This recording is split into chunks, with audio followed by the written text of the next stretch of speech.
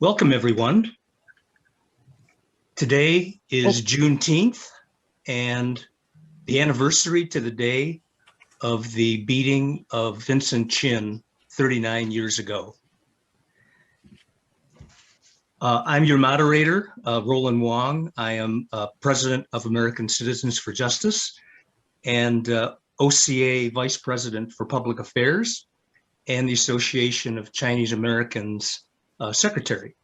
So I'm your moderator today. I'd like to welcome you on behalf of the Association of Chinese Americans, which is a chapter of OCA. ACA was founded in 1972 and joined OCA as a chapter in 1973. I'd like to acknowledge the co-sponsors of this event, that being the Association of Chinese Americans, being the primary sponsor and host. Also, American Citizens for Justice, Asian American Center for Justice, NAPABA, National Asian Pacific American Bar Association, OCA, Asian Pacific American Advocates, and OCA Cleveland, and Solidarity Against AAPI Hate, a coalition of 50 organizations that was formed in direct response to the Atlanta shootings and the rise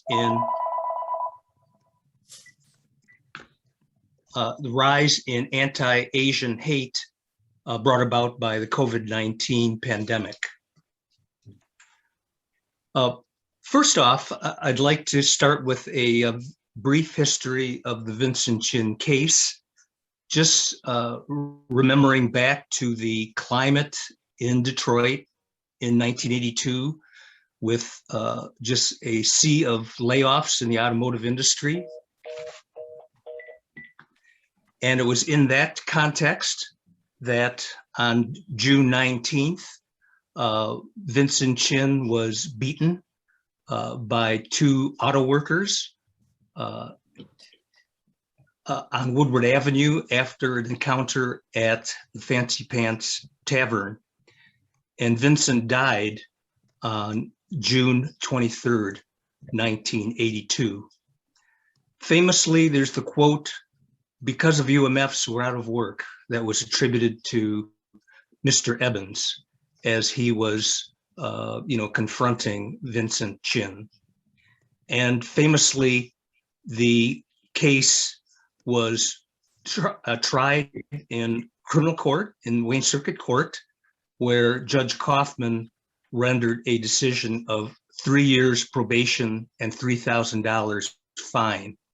And it was that gave rise to the creation of American Citizens for Justice and the Justice for Vincent Chin movement. After that, there was coalition building, a rally held in Kennedy Square, downtown Detroit, and pressure brought by the community for the FBI to intervene and gain more information that led to the starting of a civil rights case after the criminal case in Wayne County. And after that, there were two civil rights trials, federal trials, a first trial in Detroit, and then upon appeal, a second civil rights trial in Cincinnati. And so with that, I'd like to introduce the panelists, and they are Anna Dang, who is a recent graduate of the University of Michigan. She earned her bachelor's in American culture with an ethnic studies submajor and film, television, and media. And on campus, she was a founding member of Students of Color Liberation Front, and she is now a communications intern at Southeast Asian Resource Action Center. Next, we have Anna Lin, who is a recent graduate of Michigan State University earning a BA in International Relations, and she is now working at the Association of Chinese Americans, starting out as an administrative coordinator and now serving as communications development and advocacy associate for the ACA, working on issues that affect the API community in the state of Michigan. Next, we have Jim Shimoura. Jim Shimoura is an attorney and an activist. He's a registered player agent for the PGA Tour, a partner, and has been a partner in a major law firm in Detroit. He volunteered as an attorney in advocating for the Vincent Chin case and is a founding member and former president of American Citizens for Justice. And he got his JD from Wayne State University School of Law and his BA with honors from Michigan State University. And finally, we have Helen Zia, a noted writer, activist, and Fulbright scholar. Her latest book is Last Boat Out of Shanghai, which chronicles the 70-year exodus from Shanghai to Hong Kong to Taiwan and the United States and elsewhere, an NPR Best Book of 2019. She's also written Asian American Dreams, The Emergence of an American People, and My Country versus Me, the story of Wen-Ho Lee. She's been the executive editor of Ms. Magazine and is seen in the documentary Who Killed Vincent Chin. Helen is a graduate of Princeton University's first coeducational class and holds an honorary degree from the University of San Francisco and City University of New York Law School. And she's a frequent commentator and community organizer. So welcome, panelists.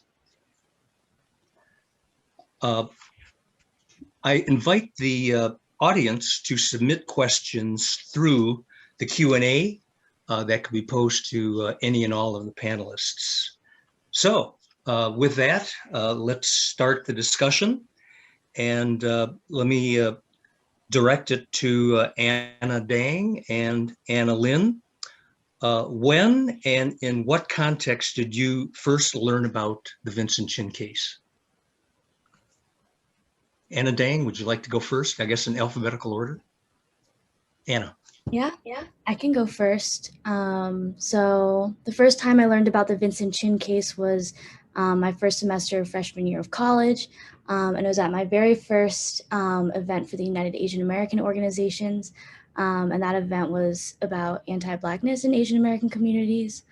And I don't remember it super well because it was a long time ago.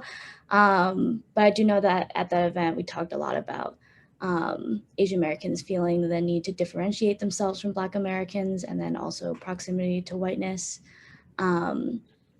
So I think, yeah, I don't exactly remember when in that event Vincent Chin was brought up, but my knowledge of that case also grew through a lot of the API studies courses I took, where we learned the details about not only what happened to Vincent Chin, but also the legal case following it, or the many cases. And we watched documentaries and we read articles and applied critical race theory to that case. So with both of those, I guess Vincent Chin's case is sort of one of those lessons that I think gets introduced to younger folks and students who are entering Asian American studies and Asian American organizing. And, with it being one of those things that you don't necessarily learn about in American high school history classes, it definitely invokes a sense of wonder of what else don't I know, oftentimes about my own history.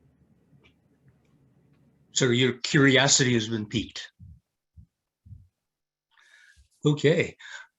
Anna, Lin, your thoughts about the context when you first learned about the case, and what did you learn about the case?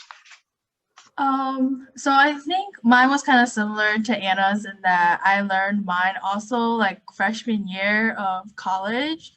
I think I learned it, if I remember correctly, was from a student organization I was interested at the time, called Asian Pacific American Student Organization at Michigan State, which stands for APASO. And I think one of the really unique thing was that APASO had a room, and their room was called the Vincent Chin Memorial Room. And I was really curious as to why the room was named after Vincent Chin. So I like talked to my friend who was on the board, who gave me like a quick rundown of like the history. And then later on, I did my own my own search because I was really curious as to why like I never learned about this in the classrooms, or no one else in my community ever talked about it. So then after that, I started like taking Asian Pacific American history course at State, and where I learned more about that, more about the case in my class. And then we also watched a documentary called Who's Vincent Chin? And so that was just like another kind of like a daunting moment where a lot of people like myself, like in our age group, didn't really know who Vincent Chin was, but he's someone very, very important to our community with like just kind of how we move forward for like as a community coming together, but also just fighting for his case for justice. And like even to today, there really wasn't justice for his case after as Helen and Jim and Roland, all of you are here fighting for his justice, like it never happened. So to this day, I really hold this case really dear to my heart, because I think it was the first time for me where I really learned about injustice and how important like my community is to me, and how much more we still have to do for our community with everything that's going on. That's great. Great. So next question, and I'd like to pose it to Helen and Jim. What was the climate like for Asian American organizing during and in the aftermath of the Vincent Chin case? Helen, you can start. Yeah, you wrote a book about it, right? Asian American Dreams. Yeah, that's a chapter in my book, and that's one of the reasons the whole experience of being in Detroit and being an organizer around the injustice toward Vincent Chin and the whole community. That's one of the reasons I wrote that book. And I just want to say how amazing and heartwarming it is to hear Anna Dang and Anna Lin talk about a whole nother generation and what this case meant to both of you in learning about it. And, you know, to the question of what the climate was like then, if you can imagine the newer generations listening to this talk now, the community was even more invisible then than now. I mean, back then there were about, 2 to 3 million Asian Americans in the whole country, and most lived in, you know, places like Chinatowns or little Tokyos or little Indias and Manila towns, or the state of Hawaii and California. And in a place like Michigan, we were just totally invisible. When the case happened, in one of the very first meetings we had, there were about 10 Asian American attorneys who came to that meeting. And that was almost all of the Asian American attorneys in the entire state of Michigan. And the rest of the country pretty much reflected that, because up until, you know, the increasing numbers of Asian Americans and our generation moving forward, you know, Asian American professionals, whether you were in engineering or medicine or law, were pretty much barred from being admitted and accepted. So it was really a different time where we saw nobody in the news anywhere. And then this happened.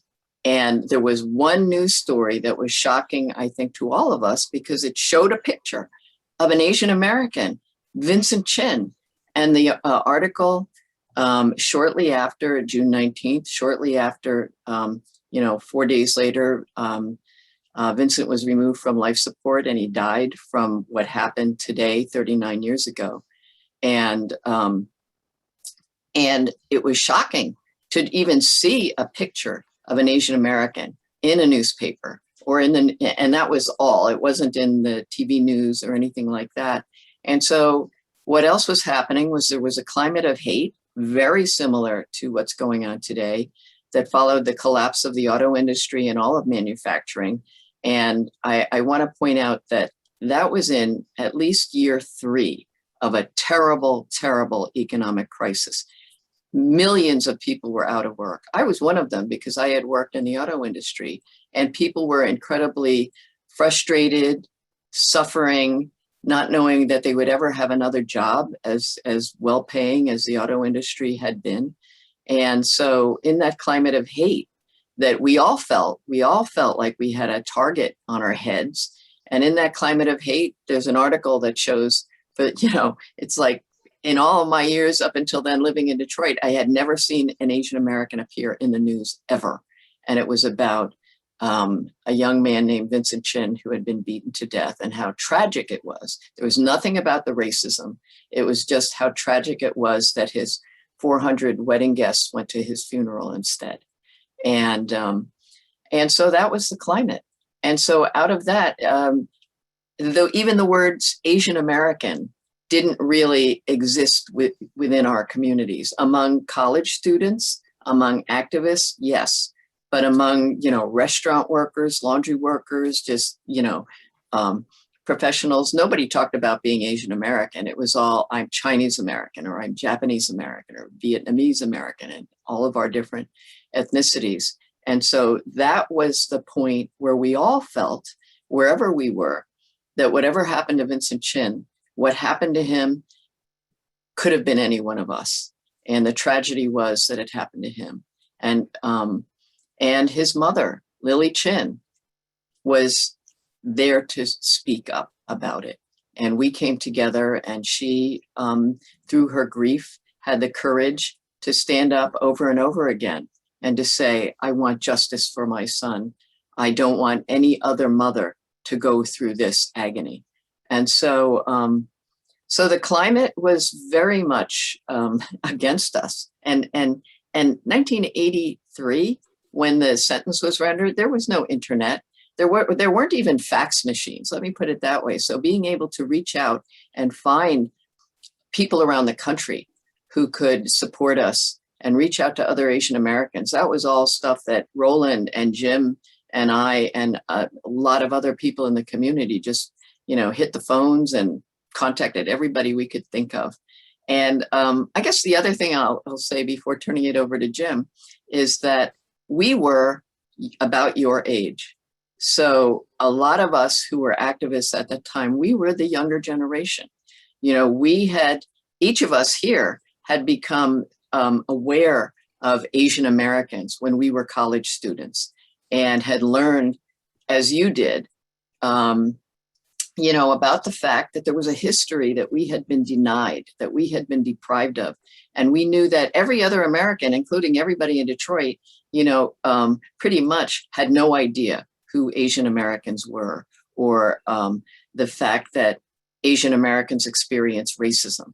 That was, one of the things. Even today, there's a lot of people who think, we are the model minority according to that racist myth. Well, that existed then. We were either the enemy or we were the quiet people who should stay quiet. And so we had to, as young activists then, come together, figure out a way to bring our communities together, to reach out to other communities, especially, communities of conscience, the Black civil rights community, the Anti-Defamation League, all of these other communities that wanted to support us, the faith communities. And because of our experiences in college, as you have experienced, we took those lessons and started trying to build something, a movement for justice. And it was against all of that climate. So let me stop there. And but it's very similar to today, and the kind of things you are doing today from what you have learned. I mean, that's going to take us the next level forward. So I'm very excited that both of you are not only on this panel, but doing the kind of work that you're doing. Yeah, Jim, I posed the same question to you about climate, but I also wanted to have you address the issue of the legal issues about whether race is a factor.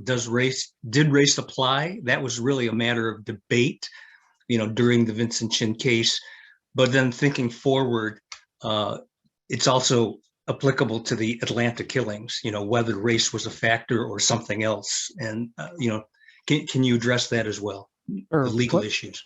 So one of the biggest challenges we faced back in 1983 was whether or not civil rights laws apply to Asian Americans. As you may know, historically, the Anti-Lynching Laws and Civil Rights Act of 1964, which is the backdrop and the basis for the prosecution, were based upon discrimination, racism, and physical attacks against African Americans. So, and I'm sure if you look at the history of the Civil Rights Acts and the different statutes that were passed, they were never intended to be encompassing, racist acts against Asian Americans. Now, mind you, and I think I mentioned this before on other occasions, this is not a recent event. When you look at the history going back to the, Chinese Exclusion Act, World War II, Japanese Americans being incarcerated, and the fact that you've had this long history of barring interracial marriage, housing, you name that.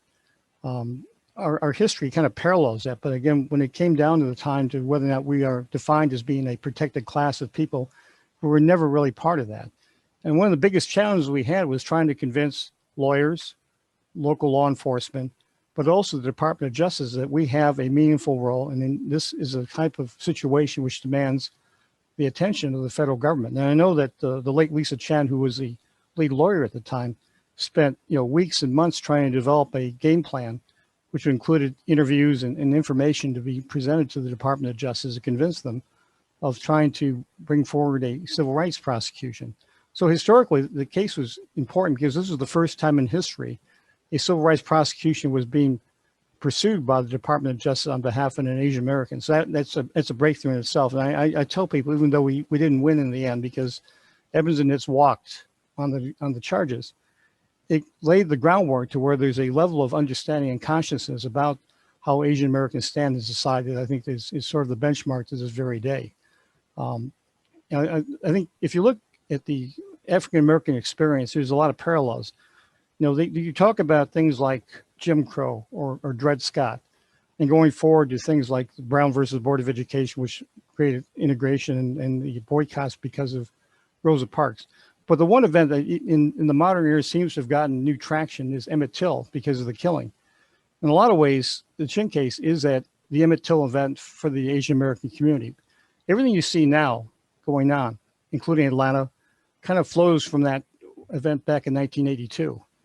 But unfortunately, history repeats itself. And because of the current climate, especially because of the trade war and because of the coronavirus, these are all things that have really ramped up and made the atmosphere very toxic. And as I think, as Helen just said, you have no idea how bad it was around here. We had car bashings. These auto workers would have these Japanese cars. They'd get a hammer and beat it up. And you think about it, there isn't much of a logical leap from that to somebody beating Vincent up with a baseball bat. You had protest rallies. You had, politicians, talking about calling us little yellow people and all kinds of things at the time. So even though that was the 1980s, as far as the time era, the current environment is almost as toxic, if not worse, because it's on a much larger scale. And as I've said more than once, things are bad. It's going to get a lot worse, folks, before things get better, because I think we're just starting to get into that early wave of anti-Asian sentiment, given what's going on with the trade war and global politics. So this is all part of a big picture. We're just one part of it. But from the standpoint of our community, I'm glad, by the way, Anna and Anna are involved, because this is something that it's like history repeating itself. No matter how hard we try and how long we battled, we're all pretty young. Now we're all kind of old, Helen and I. But the fact is the battle hasn't changed much. You still got large forces out there. Fortunately, we had a president we just got rid of that was part of the problems too, as far as kind of fanning the flames of racism. So for all of us, I think it's important that we kind of refocus and understand that this is history repeating itself, and we have to, more or less consolidate and have the forces, whether within our community and also building coalition with other groups that are impacted by this kind of venom and xenophobia, get organized. Because again, it's going to get a lot worse before it gets a lot better. Can I ask Helen or you, Jim, just to explain sort of the activism that went on. It wasn't merely writing or doing pamphlets, but there was actually active communication with the FBI, with the DOJ. So it helped to define the character of the case because of that, intervention by American Citizens for Justice and the Justice for Vincent Chin campaign. I think it's important for people to recognize that that occurred. Helen or Jim, do you want to just comment on that? Sure.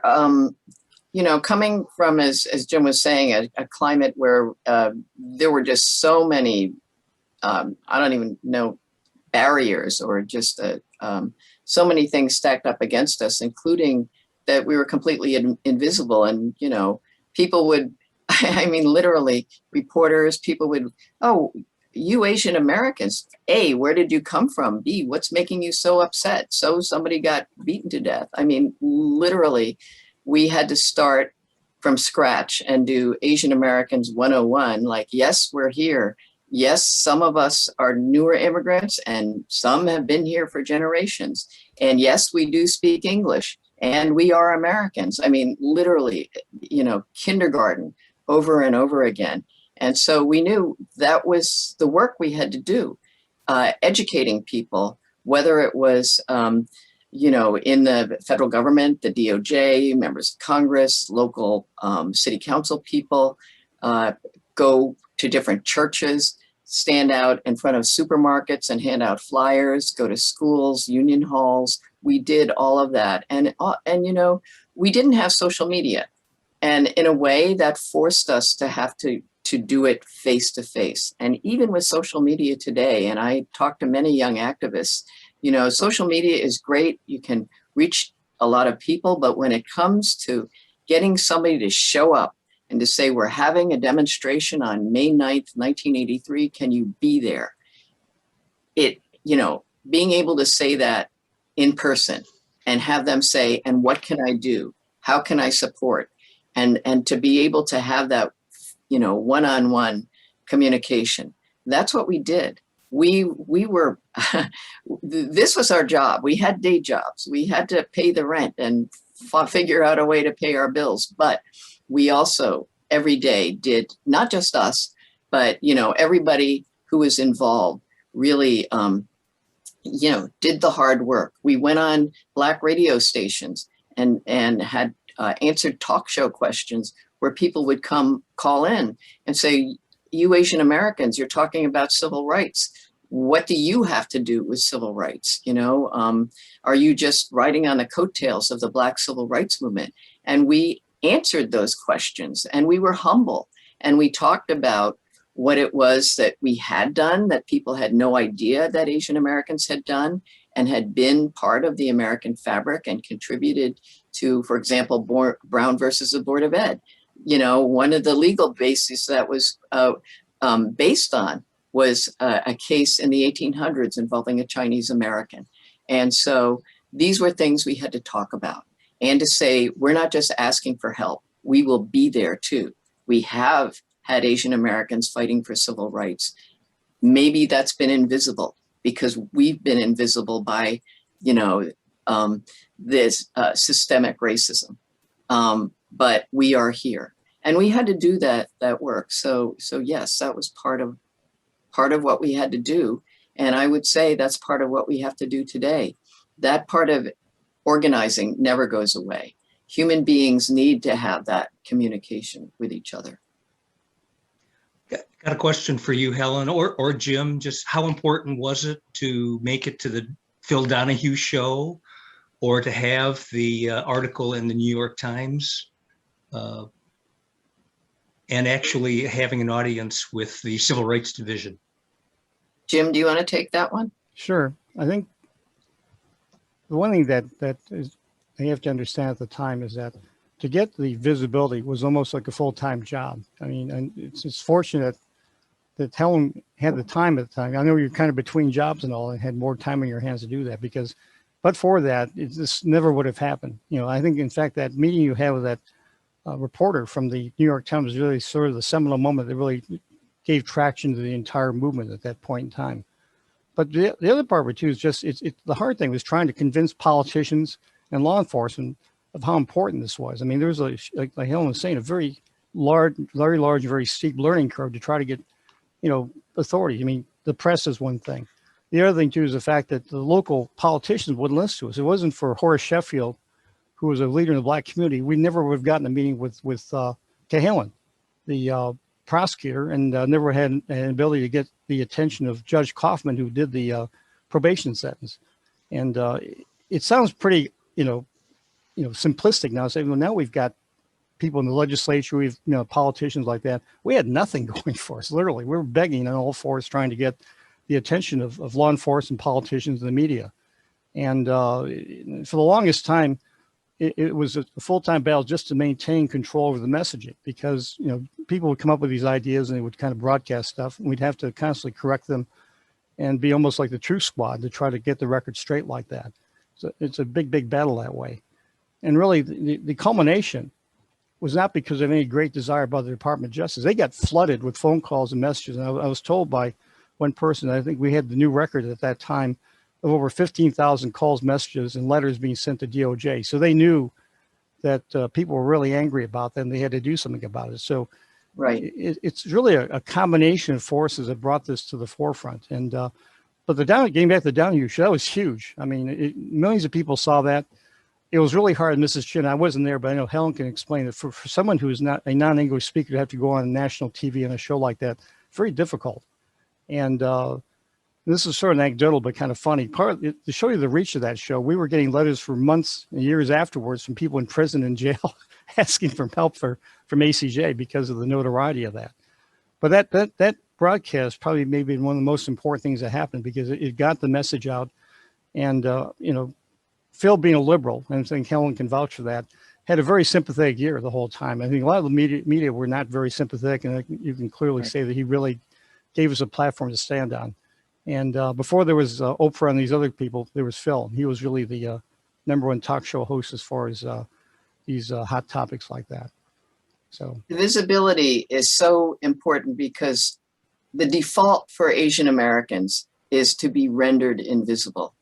And then because so many of our community, we get poisoned by that message too. So in a way, we have to decolonize our own communities. I mean, coming together as Asian Americans took a lot of hard work. A lot of people, we had to speak to our various communities when people said, why should we come together? Will we bring more trouble upon ourselves if we speak up? And even today, I know people are saying, should we be having these demonstrations? Should we speaking about Stop AAPI Hate? Is that just going to bring more hate to us? And so that's where we still always have to fight this tide that says Asians should be quiet, Asians should be silent, Asians don't experience racism. What happened in Atlanta and in Indianapolis, that had nothing to do with race. That's a constant drumbeat about us. And that's partly how Asian Americans experience systemic racism. That is how we are part of white supremacy and that's how we are used by white supremacy. And so the need to speak up and take every possibility, whether it's a TV show, how we best use social media. And I have to say, I think, our Asian American community really rose up in terms of this tidal wave of anti-Asian hate in this pandemic to bring attention. If our communities had not been speaking up in social media, I'm sure we would not be getting this the kind of attention, especially after the mass killings in Atlanta and Indianapolis that we have. And so what you millennials are doing that's critical in using the new technology. We only had TV and newspapers, and we were fortunate to be able to get that attention, but we have to use everything we have today to fight the invisibility that's enforced upon us. I'd like to pivot a little bit and pose a question to Anna Dang and Anna Lin in terms of relating to the DOJ and FBI contacts of an earlier day, just thinking about how the AAPI community might be engaging with law enforcement now on the issues of today, and how we might accomplish that with respect to community policing, re-envisioning law enforcement, that sort of thing. Can you comment on that? Yeah. Anna Dang? I think the answer is a little complicated because obviously with Asian American being, a political coalition, there's just many different approaches to how we view law enforcement. But I can say a bit about kind of my mindset when I'm organizing. And so when I think about the white supremacy that did kill Vincent Chin, and that has been a thing in the US since Asian Americans have existed. And, today is starting to be more centered by Asian Americans and non-Asian people during COVID-19. And there is just such a link between that anti-Asian racism to American colonialism and imperialism, which brings about why there's such deaths like Vincent Chin's. And I think, when we bring colonialism and imperialism into the conversation, there are just many systems of American state violence that are at home and they're abroad, and they're very deeply rooted in, our colonialist country. And to me, Vincent Chin's case is just a reminder that we're in a fight to dismantle those systems. And that's sort of where it can tie to abolition, which I know a lot of people are talking about, because I think there's this question of like, what is justice? And to me, it's about, making sure there aren't the conditions where things like the murder of Vincent Chin occurred. And it's less about prosecuting individuals and more about changing those conditions. And, I don't want to invalidate the families of people who have lost, loved ones to white supremacy, and who do seek, justice through the carceral system. I think, the way that our country is sort of set up is that it centralizes, the criminal justice system as the only form of justice. And so, we see it as, while I don't think it's the only option, it's sort of framed as the only option for people who have had a lot of options taken away from them. And that truth can exist while we fight for abolition. And it's more about, when there's anti-Asian violence, it should not lead to more anti-Asian violence, which things like cops and prisons and ICE and the military have proven to do over and over again. And that's something that those institutions were based on. And so in these conversations, I always bring it back to, abolition of police and colonialism and capitalism and prisons. It's sort of that decolonization work that we need to center. And so Vincent Chin is a historical example of how, these system takes the lives of many marginalized people. And also, while that, racialized hate doesn't need to happen to your community for you to care, it, sort of defines, the way that Asian Americans do have stake in dismantling those systems. Anna Lynn, your thoughts? Yeah, I think kind of like how Anna said it is really complicated. And I think my perspective is a little different in that. So I've have a lot of conversations with my friends, and I think more so recently with all the rise in the hate towards our community. I think the first one was back in January when we heard how our elders were being hurt in California, and we were having all these talk well, how can we help them, right? And then I started seeing how there were essentially youth, people my age, high school student, college student, kind of organizing within the community and across communities to kind of protect our elders when they're out and walking, because they feel they couldn't really rely on like the police, right? Like the people who we thought could protect our community, our elders, our family, our loved ones, but they couldn't anymore because when we did reach them out for help, they didn't like either they didn't like take us seriously, they couldn't like do anything. We just didn't feel like we're protected. So we kind of took it into our own hands.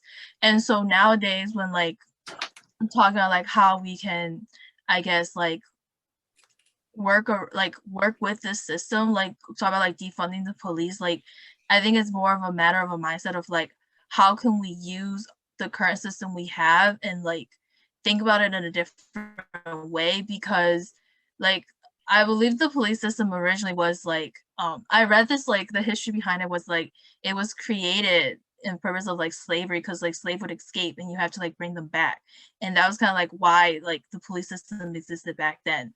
So if that was the reason why it was created and founded, like and putting in today's context how everything has changed, like it does not make sense, because if the same system applies, then like people of color, we will always be the one that's receiving a lot of injustice. We're never going to get justice in the system because it was created to kind of make us feel lesser and have less power, and never really give us like a chance to kind of speak for ourselves. And kind of like going back to like the whole Vincent Chin case, like we thought the police would like do something. I thought the justice system could do something for us, but like to this day, almost 40 years later, he never received justice, and we still don't have an answer. Like we're still trying and hoping we can get justice. So. Thank you. Okay, a question for all of the panelists. How and why Roland, does... can I just say certainly. quickly, I really appreciate both Anna Dang and Anna Lin's views and thinking on this. I think you both, it was very well said about the issues that are facing our communities today. And I just want to add as an OG here that it's not either or. You know, we are not in a position of having to choose one from the other. Back when we were organizing, we had revolutionaries. We had people who were talking about, the Chinese community was divided over whether to support Taiwan or the People's Republic. And there were people who were advocating against imperialism and for revolution. And for our coalition, we talked about if you want to support justice for Vincent Chin, as long as you agree to support this cause, we welcome all points of view. And what we were fighting for was for accountability and fairness in the system, that with the laws that exist, that we were not in a position of reforming the whole system at that time, even though many of us would have liked that the laws that existed had to be applied fairly, and public officials should be accountable. And I think in today's, there are many people talking about abolish. I think we have to demilitarize, at least start with there. And in the end game, we definitely want to see a dismantling and a whole new vision of America and what justice means for all people. In the meantime, with our communities, we have to have accountability and fairness. So I just wanted to say that as an OG, as part of hearing the debates and how do we protect our communities, all communities, not just Asian Americans, but all communities as the violence sort of continues and is fomented by previous administrations and political demagogues. And how do we get to the end game of dismantling white supremacy? And it's not either or. We have to use every tool that we have to do that. One thing about, we talk about racism, it's really an old term, but it still applies now. Institutional racism, it's baked in. Political system, economics, education, housing. I mean, there's a whole myriad of things that go into the matrix that really are the biggest barriers for people of color. But as Helen said earlier, you can't attack everyone separate and apart. This is all part of I think a larger movement, a larger concern we have to address that way. And the different points the one thing we cannot allow to happen is have this sort of divide and conquer in the community. That was one of the biggest barriers we had to overcome back in 1983, was to try to get people to put aside their differences. And I'll give you one example. Dave Chalk, who's a good friend of ours and one of the really one of the main volunteers, took the time to write a letter, I think, to one of the, I can't remember if it was the Center Daily News or World Journal, one or the other. And he got blasted because in Chinese. In Chinese, but he used simplified characters. And it really made the people that were pro-Taiwan go nuclear on him. And he got really nasty mail like that. It kind of threw him back. And that's the kind of thing we just can't allow. We have different, you've got people that maybe Sikh and, Hindi and Muslim in the Indian community. You've got people that might be pro, PRC or pro Taiwan. That doesn't matter. We live in the US. You've got to pull this other stuff aside and view that we have a certain environment and framework we have to deal with. And if we fight among ourselves, it's the old divide and conquer. We can't allow that to happen. That's like the worst possible thing. And, common ground is the most important part. I think there's more than enough for us to sink our teeth into as far as getting things done. And I think to the credit of everybody that worked in the case 40 years ago, I mean, everybody eventually will put all their differences aside and just we're pushing all in the same direction, which resulted in the DOJ going forward. But it's a challenge which never goes away. People have their own personal interests and their own agendas, and you have to just say, that's fine, but you have to look at the big picture. We're all the target. Doesn't matter who you are. Nobody asked Vincent Chin, are you Japanese? The night he got killed. He was an Asian, a gook, call it what you will, a Jap, Chink, whatever you want to call that. And that's all that really counts in the end. Thinking about today being Juneteenth and coincidentally the 39th anniversary of the day when Vincent Chin was beaten, do you think that it's just a coincidence of time on the calendar, or are there opportunities to sort of marry the common themes that run through Juneteenth and today being an anniversary day for Vincent Chin? Any thoughts on that? I'd like to hear from Lin and Anna Dang.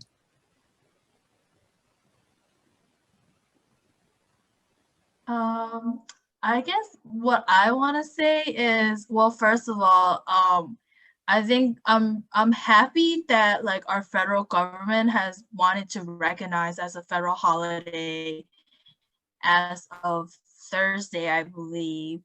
I think that's like a great step forward, but at the same time, doing some reflection on that, it's also thinking about like the people, like I believe racial profiling is very real, and I think there's a lot of data to show that racial profiling is very real when it comes to like police interacting with you when they stop you, right? So think about Juneteenth and how it's supposed to be a celebration of emancipation of like, I believe like the last group in Galveston who was finally free because of how slow like news travel back then. Like thinking about like what it's supposed to mean, and then think about like our current system that we have, the whole incarceration system, and how a lot of the people who are incarcerated are from the Black community. Like it's just really mind-baffling how we're taking that as like a holiday to just be off, and yet there are people who it should be about them. It's like their day to celebrate, and it's to be with like their family and loved one, and has really significant meaning for them.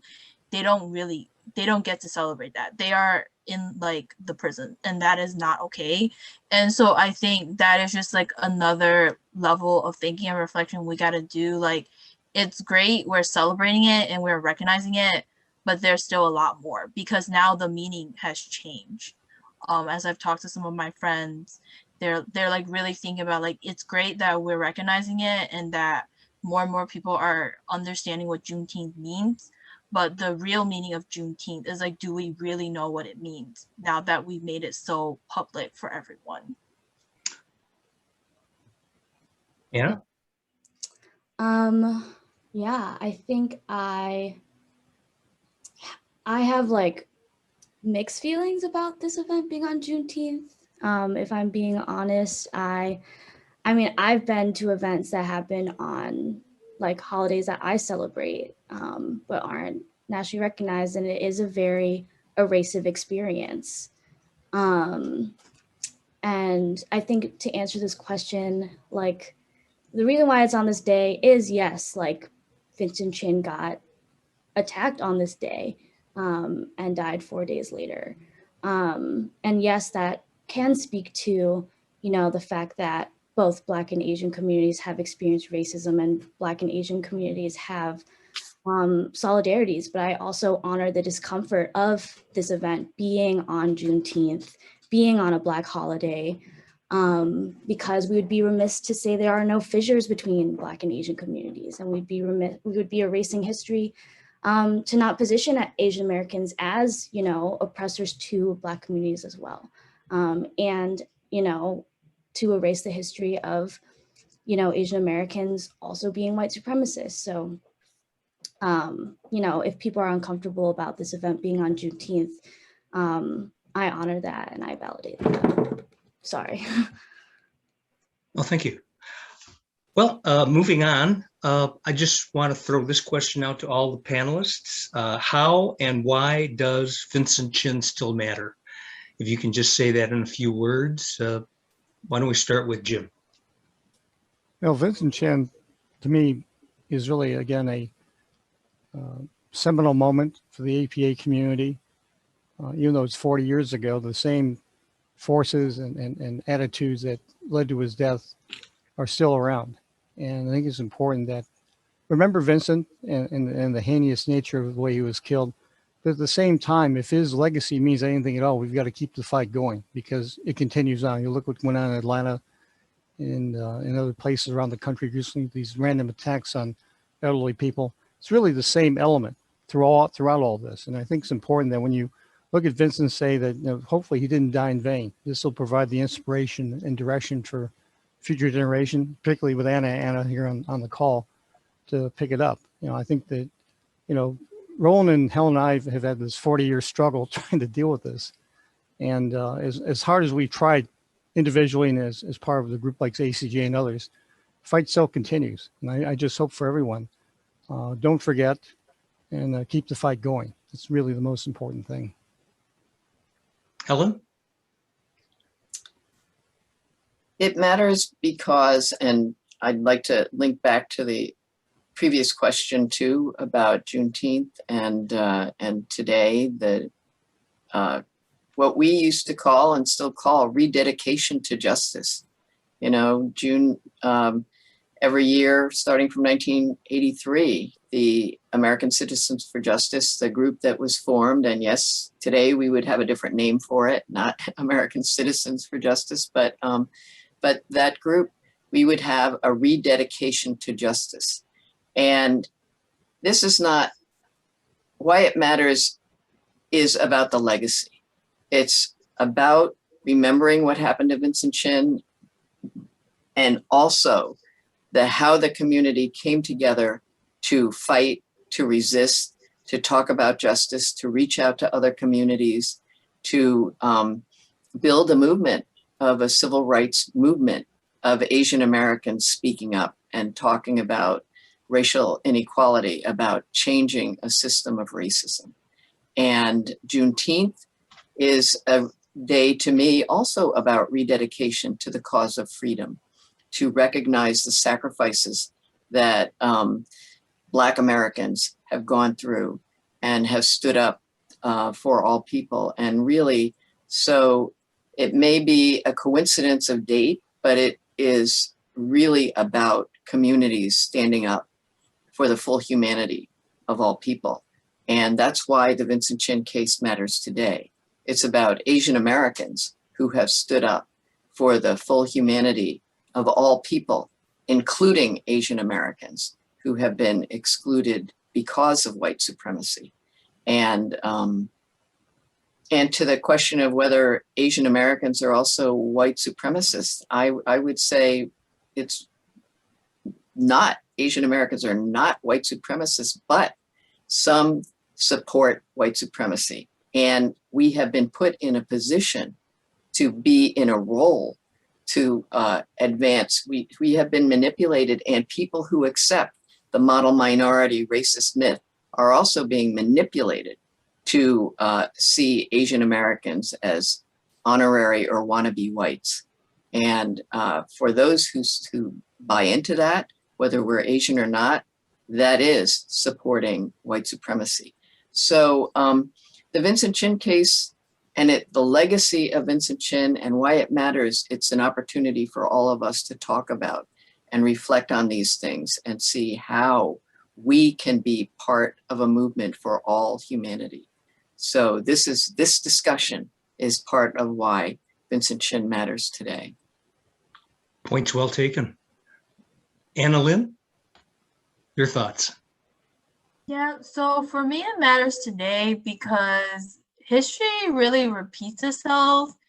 And I think we really like see that this year with like COVID going on with the language being used. And I think a lot of it does have to do with political context, but also just looking at a bigger picture, right? Looking outside of our community and kind of touching on like what Helen said earlier, like really coming together across all communities, because while we may be Asian, Black, Latino, and like other marginalized community, at the end of the day, there is like a collective struggle we face because we're not white at the end of the day. So the color of our skin will always kind of make us second-class citizen. And so there will always be a collective struggle that we face. So by understanding our own history, our own past, it will really help us come together and work with other community members and really fight for our place and our justice that we deserve, because we are as much as American as anyone else in this country, even though like our skin color is different.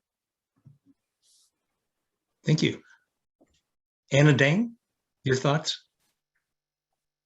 Yeah, so I think the way I think about the Vincent Chin case today is that it is a very mobilizing story in history for, you know, young Asian Americans who do want to get involved in the movement broadly. And I also would say I would use it to encourage young people who do feel invisible and passionate about awareness to, I guess, keep going with the organizing until you do feel supported by, you know, your communities, and engage in ways to uplift our communities that are, you know, autonomous from our oppressors, whether that be through community care, such as, you know, mutual aid, and I guess, you know, using it to not only have awareness, but, you know, also action and, you know, a strong radical political agenda. Thank you. So parting thoughts, how can we make sure that the public knows about Vincent Chin and his legacy? So any of you want to venture an opinion about how we sustain the legacy? Who'd like to go first? One thing that is critically important is to have Asian Pacific American history and culture be an integral part of school curriculum, you know, whether it's in grade school, middle school, high school, university. Because for most people, if you're a activist like we are, that's become part of your personal life. But for the average person, even if you're Asian American, this is going to be a rather casual exposure. So the opportunity really is limited to when you take a class, whether it's in high school, college, middle school, whatever the case might be, to understand.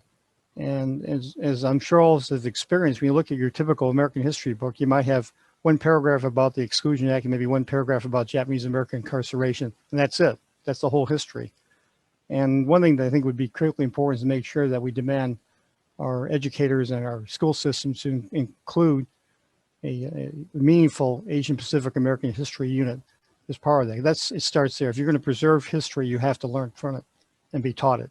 And that's something that has to be addressed. And then I think this is more Roland's alley, because he is a school board member and has to struggle with this thing constantly. So, but I think that's really a very important first step that way. Helen, any thoughts about ensuring that legacy? I think what Anna Dang and Anna Lynn are doing, and a whole generation and the organizers that you work with, that is what we need to go forward. I agree with Jim as far as education, and that education has to take place wherever we are, in our own families, in our communities, in our workplaces, in our, you know, we just, in the media, in social media, everywhere. And so, so having more discussions like this everywhere, and taking that to the classroom, to preschool, to, you know, and it's going to take the kind of organizing that these two outstanding, amazing organizers and the thinking that they're doing, the hard thinking that they're doing, and the hard work they're doing. That's what it's going to take. Okay, Anna, do you want to comment? You've been complimented. I mean, I guess What's happening with the movement from here on to ensure the legacy? as far as specifically, you know, people knowing about the Vincent Chin case, I think it's very rooted in, at least my experience, Asian American studies. I know that that was definitely something that took a lot of building from the people who came before me, but it's a large lesson in Asian American studies. And so, you know, I go back to knowing that ethnic studies is what brought that knowledge to me in college, and how important it is to have ethnic studies at the K through 12 level. Thank you. I'd like to, go ahead. I just want to add one thing with this, because Jim and Anna kind of said what I want to say, but something I also learned is that not everyone is like at the same level as you are. So I guess to all of like our attendees, what I want to say is like, you know about this case, tell your friends, right? Because they may not know, and maybe they probably think like, well, why do I care? But when it's coming from someone that they're friends with, someone they know, they will listen to you, and then maybe through the conversation you have, they will do their own research and start caring, and then start passing on that word. Because not everyone is an activist, right? And I think activist takes many forms. So everyone looks at activism differently and thinks about it differently. So I think the first step in kind of keeping that legacy on is, if you know about it, tell your friends about it, because they may not know about it. And then maybe through their own learning, they'll tell it to other people. And then the next thing you know, it'll keep growing. So that's another way outside like our fight to get things into our curriculums, because it's really hard. And then some of the current like curriculums we have, they're not really funded by schools or universities. Like they're facing cuts with ethnic studies and all these programs. So I think at the end of the day, you having that knowledge and sharing with others is going to be also really key in just keeping this legacy alive and making sure we're still having these hard conversations. Well, thank you very much. I want to take a question from the audience. The question being, what concrete actions should we take to leverage our experience as AAPIs to change the culture in the US to be more inclusive? So anyone want to tackle that?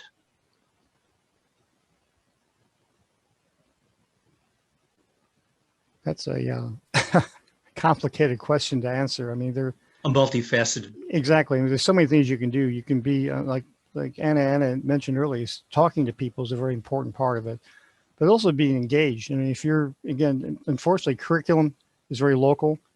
If your school district where you live isn't including APA studies as part of the curriculum, you need to talk to the school board, principals. Because again, these decisions are being made at the local level for the most part, and you've got to be heard that way. Also, be vigilant. If you find out that kids are being harassed or being bullied, don't be afraid to stand up. And there are groups out there, you know, that are part of the APA civil rights community that would be happy to step forward. If you feel like you can't take on the fight individually, there are people that will help you. As far as the workplace, it's a much more difficult situation because for anyone, I don't care who you are, if you fight back, that can cost you your job. And employers tend to be very draconian and very, very retaliatory. So again, there are lawyers and groups that are out there that service the APA community that you would turn to like that.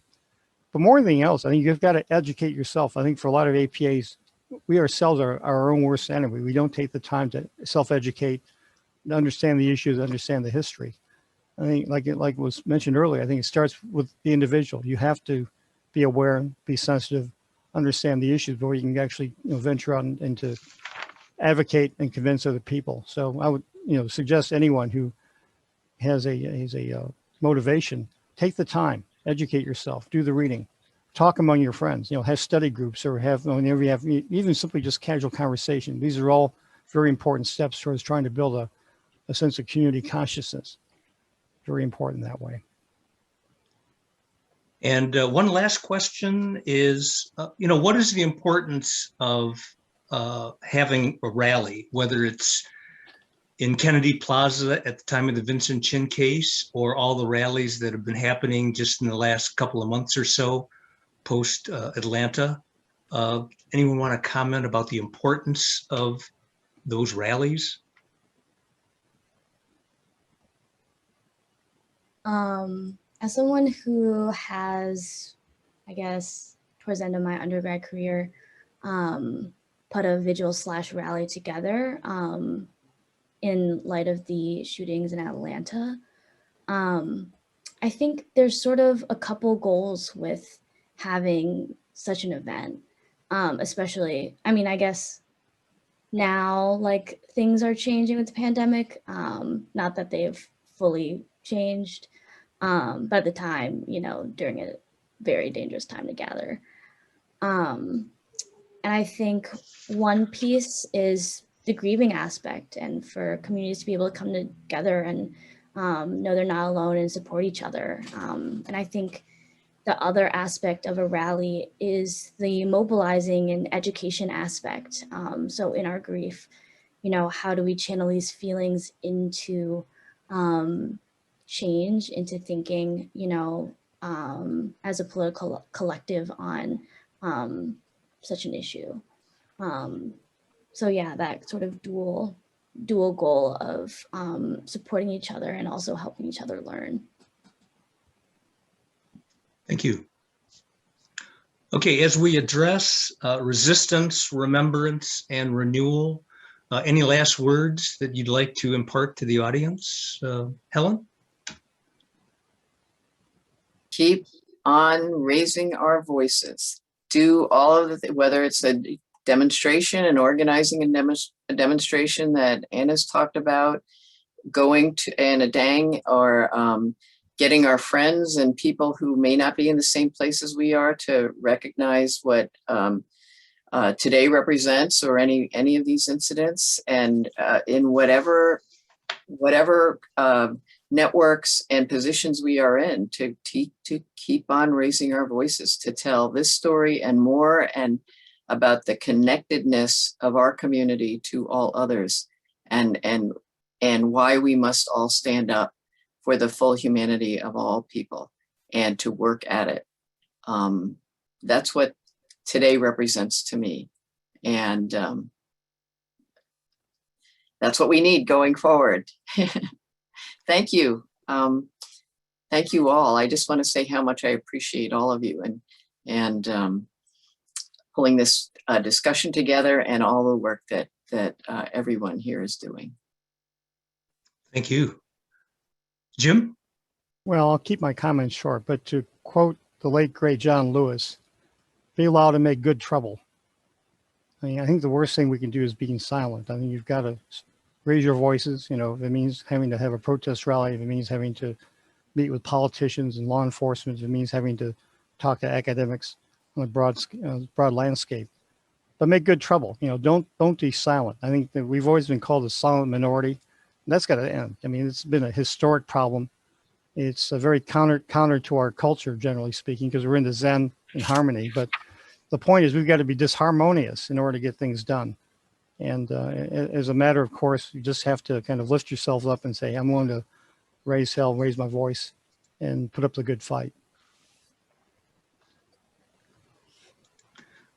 Anna? Anna Lin and Anna Dang? Last words? I think about these 3 words because that's what Apostle uses on campus as kind of our slogan, is active, present, and aware. I think right now more than ever, like we may not be able to be as active as we like because of the pandemic, but you can still be present, right, with our social media, and then you can also still be really aware with all of our technology that we have, then talking to your friends. So I guess just like a word of reminder, like if you sometimes think you're not doing anything, where you can't do anything, there's still like alternatives to doing things, because we may not always be able to go to a rally, we may not always be able to attend certain events, but do what you can within your own capacity and that will still go a really long way to help others, and also in like educating yourself. Anna, you have the last word. I guess, in talking about the legacy of Vincent Chin and how it's been foundational to a lot of Asian American studies and Asian American organizing, not only uplift Vincent Chin's narrative, but think about the many lenses that we can look at Asian American history and Asian American organizing through, and the many stories that there are, especially of a lot of the communities within the Asian American label that are marginalized. So I think, the Vincent Chin case is a opportunity for us to, think about everyone else and, the fight for collective liberation. Well, thank you very much. I want to thank Lin, Anna Dang, Helen Zia, and Jim Shimoura for being great panelists and carrying the message. I want to thank all the audience for your participation today. And also I want to thank Ian Shin, whom I teach with in the Department of American Culture at U of M, who organized this panel, and to David Liu, who's behind the scenes and doing all the technology, and Mei-Chi Chu, who did the translation. So I just want to thank all of you and thank the audience for participating, and have a good June 19th, and have a good day. Thank you very much. All right. Thanks all.